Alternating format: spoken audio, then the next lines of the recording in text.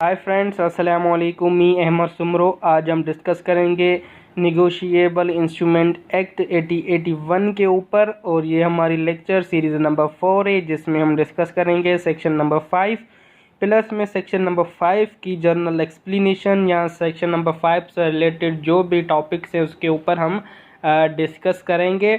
तो आइए स्टार्ट करते हैं। Section number 5, bill of exchange.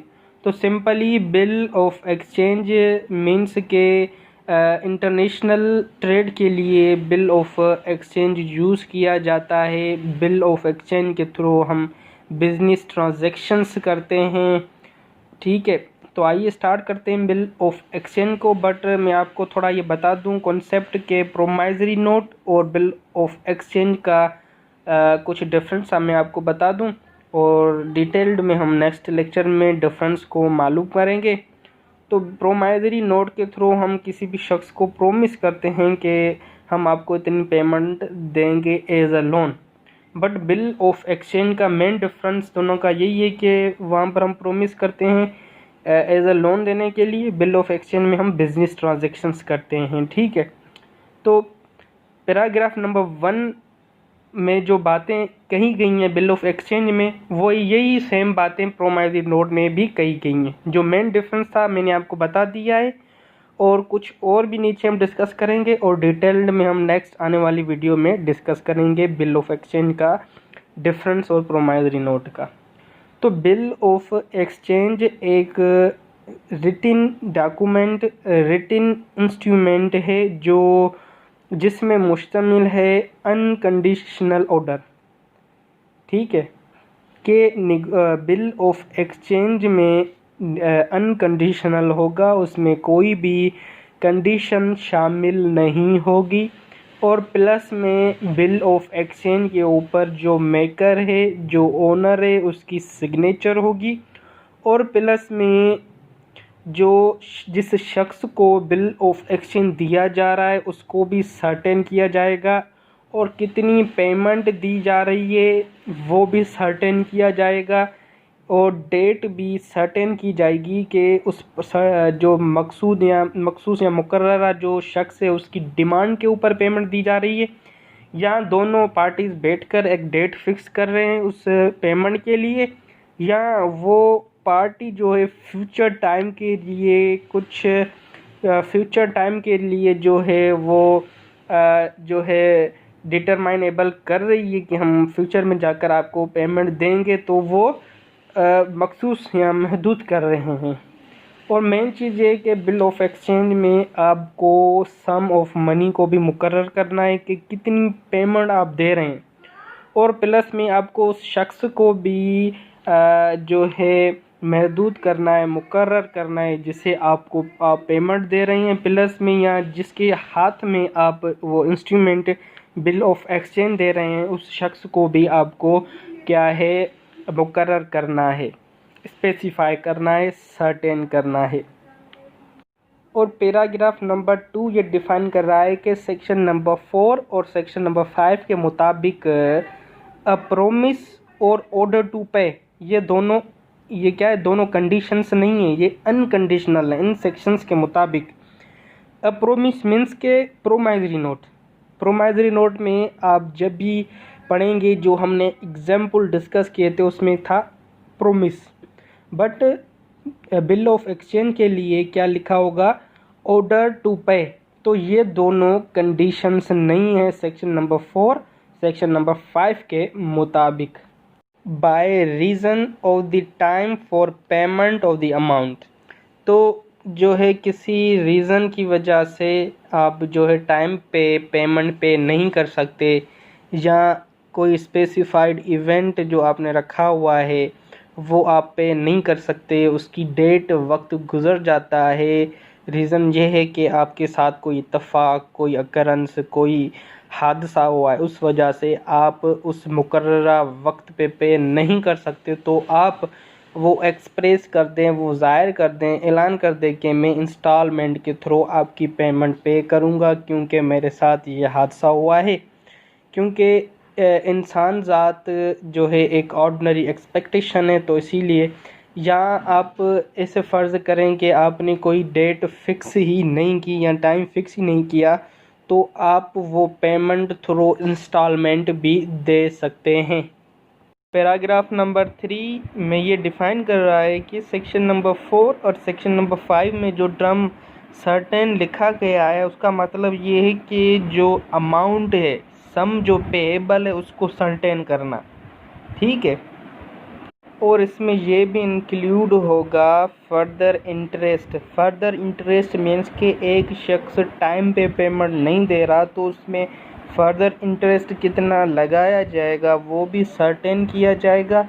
और प्लस में रेट की एक्सचेंज भी हो सकती है, या जो करंट रेट है उसको भी हम एक्सचेंज कर सकते हैं। और जो पेमेंट है उसको हम थ्रू इंस्टॉलमेंट भी पे कर सकते हैं। अगर कोई शख्स पेमेंट पे नहीं करता तो इंस्टॉलमेंट में भी दे सकता है, और या तो उसको जो है ज़्यादा इंटरेस्ट भी लगेंगे अगर वो पेमेंट नहीं पे कर रहा, या तो पूरी की पूरी उसने पेमेंट पे नहीं की तो उसको भी पूरी की पूरी पेमेंट पे करनी पड़ेगी, या उसने कुछ पे कर दिए, कुछ ड्यू है तो वो भी उसको पे करनी पड़ेगी थ्रू इंस्टॉलमेंट। अगर टाइम के बाद पे कर रहा है तो उसमें कुछ इंटरेस्ट फर्दर लगेंगे। पैराग्राफ नंबर 4 में ये डिफ़ाइन कर रहा है कि सेक्शन नंबर 4 और सेक्शन नंबर 5 के मुताबिक सर्टेन पर्सन की मीनिंग ये है कि प्रोमाइजरी नोट हो या बिल ऑफ एक्सचेंज हो, आपको उसमें लिखना है उस पर्सन का नाम जिसे आप इंस्ट्रूमेंट दे रहे हैं। पर्सन को सर्टेन करना है, मखसूस करना है, असर्टेन करना है आपको कि मैं इस पर्सन को पेमेंट दे रहा हूँ।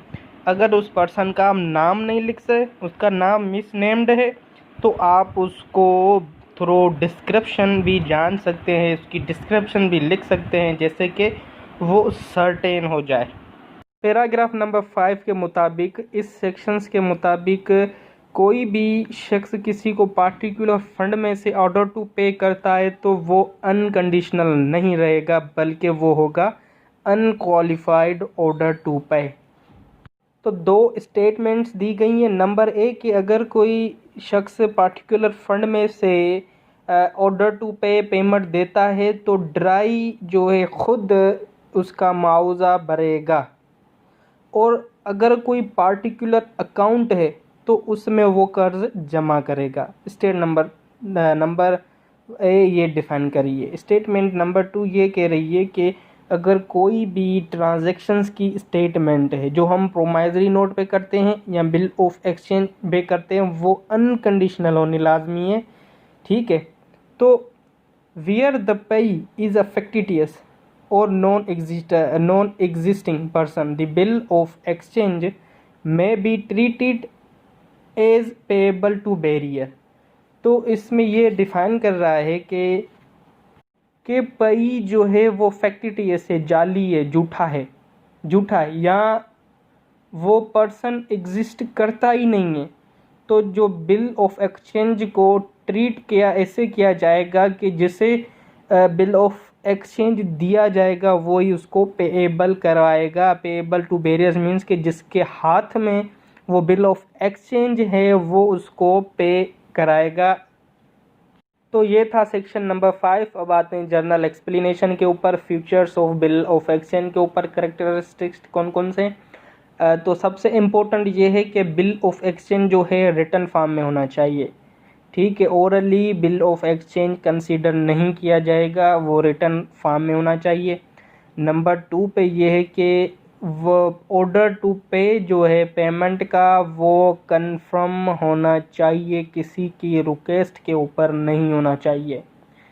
नंबर 3 क्या है कि उसमें कोई भी कंडीशन ना हो। अगर कंडीशन आ गई वो ना ही प्रोमाइजरी नोट होगा, ना ही बिल ऑफ एक्सचेंज होगा, ना ही चेक होगा। और नंबर 4 पे जो करेक्टरिस्टिक है कि अमाउंट जो भी होगी वो क्लियरली लिखी गई होगी, डिफाइन की गई होगी, डेफिनेट होगी। और नंबर 5 पे ये है कि आपको एक डेट भी फिक्स करनी है उस अमाउंट को कब आपको पे करना है। नंबर 6 पे ये है कि उस बिल ऑफ एक्सचेंज के ऊपर लाजमी है कि दोनों पार्टीज़ की सिग्नेचर होना लाजमी है। नंबर 1 ड्राई की, नंबर 2 ड्रायर की। मीन्स के जो मेकर है वो और जो एक्सेप्टर है वो, उन दोनों की सिग्नेचर होना लाजमी है। नंबर 7 पे है कि बिल ऑफ एक्सचेंज के ऊपर अमाउंट जो बयान की गई है वो पेड होगी पार्टीज़ की डिमांड के ऊपर, या तो एक टाइम फिक्स किया जाएगा या तो एक फ़िक्स टाइम किया गया, उसकी एक्सपायरी हो गई है बट वो पे नहीं कर रहा, तो जैसे हमने पीछे डिस्कस किया था कि उसमें फ़र्दर इंटरेस्ट लगेगा या वो थ्रू इंस्टॉलमेंट भी पे कर सकता है। नंबर 8 पे ये है कि जो अमाउंट पेड करेगा बिल ऑफ एक्सचेंज की, जो अमाउंट पेड जो करेगा वो बेनिफिशरी करेगा या कोई स्पेसिफिक पर्सन होगा, या उस ऑर्डर के अगेंस्ट, उस ऑर्डर जिसके अगेंस्ट ऑर्डर टू पे किया गया वो स्पेसिफाई होगा। जैसे ही हमने पीछे डिस्कस किया था कि अमाउंट भी सर्टेन होनी चाहिए और जो शख्स, जो पर्सन ले, जिसको दिया जा रहा है बिल ऑफ एक्सचेंज, तो वो भी सर्टेन होना चाहिए, स्पेसिफाई पर्सन होना चाहिए। ये थे main important feature of bill of exchange के। अब हम आते हैं types of bill of exchange के ऊपर। तो सबसे पहले है डॉक्यूमेंट्री बिल। तो सिंपली डॉक्यूमेंट्री बिल आप ये कह सकते हैं कि बिल ऑफ एक्सचेंज से रिलेवेंट जो भी डॉक्यूमेंट्स हैं, जो भी बिल ऑफ एक्सचेंज को सपोर्ट करे, जो कन्फर्म जेन्युइननेस कन्फर्म करे सेल या ट्रांजैक्शंस की बिटवीन सेलर और बायर के, तो उस बिल को हम कहेंगे documentary bill. In this the bill of exchange is supported by the relevant documents that confirm the genuineness of sale or transaction that look place between the seller and buyer। Number 2 पे है demand bill. Demand bill means के ये party की demand के ऊपर payable होता है। इसमें पेमेंट की कोई भी डेट फिक्स क्लियर नहीं होती, फिक्स नहीं की होती, वो जब पार्टी डिमांड करेगी उस वक्त पेएबल होगी। मीन्स के this bill is payable when it demanded. The bill does not have a fixed date of payment, therefore the bill has to be cleared whenever presented। Number 3 पे है यूसेंस bill. तो इस bill में क्या होता है कि पेमेंट का जो टाइम पीरियड है वो फिक्स किया जाता है कि इस डेट को, इस वक्त में आपको इतने पैसे दूंगा, तो उस बिल को हम यूसेंस बिल कहेंगे। It is a time bound bill which means the payment has to be made within the given time period। ठीक है। नंबर 4 पे है inland bill. Inland bill means के ये वो बिल है जो बिल ऑफ एक्सचेंज जिस कंट्री में बनेगा उसी कंट्री में पेएबल होगा। ये बिल अगर इनलैंड टाइप है बिल ऑफ एक्सचेंज का, तो हम ये बिल दूसरे कंट्री में, फॉरेन कंट्री में जाकर नहीं पेएबल करवा सकते। जिस कंट्री में इनलैंड बिल बन रहा है उसी कंट्री में हम वो पेएबल करवाएंगे। An inland bill is payable only in one country not in any other foreign country. This bill is opposite to foreign bill. ठीक है। अब हम आते हैं नंबर 5 पे, क्लीन बिल। तो क्लीन बिल के लिए हमें किसी भी डॉक्यूमेंट का प्रूफ की नीड नहीं होती, क्योंकि दूसरे बिल से जो क्लीन बिल है उसमें जो इंटरेस्ट होता है वो दूसरे बिल से हायर होता है। ये आप कह सकते हैं कि this bill does not have any proof of a document, so the interest is comparatively higher than the other bills. तो ये था क्लीन बिल। अब आते हैं नंबर 6 के ऊपर, फॉरेन बिल। तो foreign bill, a bill that can be paid outside Pakistan is termed as a foreign bill. Two example of a foreign bill are an export and import bill. तो foreign bill आप ये कह सकते हैं कि जो चीज़ें इंपोर्ट और जो चीज़ें एक्सपोर्ट हो रही हैं उनके जो भी बिल्स हैं, बिल ऑफ एक्सचेंज, उसे हम फॉरेन बिल कहेंगे। वो चीज़ें जो पाकिस्तान से बाहर जा रही हैं या वो चीज़ें जो बाहर से पाकिस्तान में आ रही हैं, तो वो बिल कंसीडर किया जाएगा as a foreign bill. Number 7 पे है अकोमोडेशन बिल। तो अकोमोडेशन बिल मीन्स के बगैर किसी कंडीशन के आप उस बिल को स्पॉन्सर्ड कर सकते हैं, ड्रा भी कर सकते हैं और एक्सेप्ट भी कर सकते हैं, बट उसमें कोई भी कंडीशन नहीं होगी। तो इस टाइप के बिल को अकोमोडेशन बिल कहा जाएगा। अकोमोडेशन टर्म हम अपने प्रीवियस लेक्चर में डिस्कस किया था कि अकोमोडेशन जहाँ भी वर्ड आएगा उसका मीनिंग क्या होगा। अब आते हैं ट्रेड बिल। तो ट्रेड बिल अब ये कह सकते हैं कि this kind of bill is specially related only to trade. तो बिल जो ट्रेड बिल होता है, बिल ऑफ एक्सचेंज का जो एक टाइप है ट्रेड बिल, वो इससे हम ये कहेंगे कि जो भी ट्रेड होता है specially related only trade, means के दो पर्सन के बीच में अगर कोई भी ट्रेड होता है तो उस बिल को हम ट्रेड बिल कहेंगे।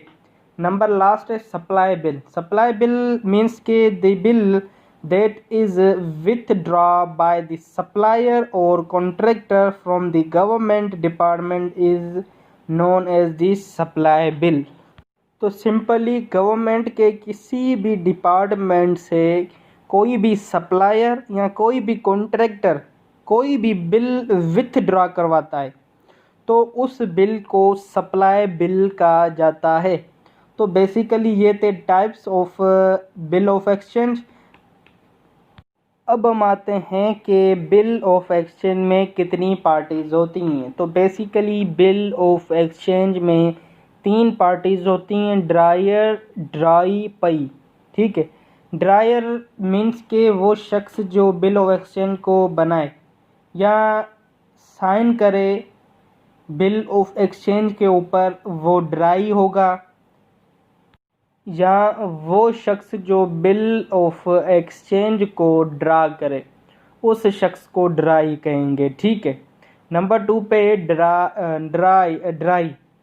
तो ड्राई वो शख्स जिसके लिए बिल ऑफ एक्सचेंज ड्रा किया जा रहा है या जिस शख्स को बिल ऑफ एक्सचेंज दिया जा रहा है, या वो शख्स जिसको पेमेंट जो है पे की जा रही है। ड्रायर जिसको पेमेंट पे कर रहा है उसको ड्राई कहा जाता है और ड्राई को हम एक्सेप्टर भी कहते हैं।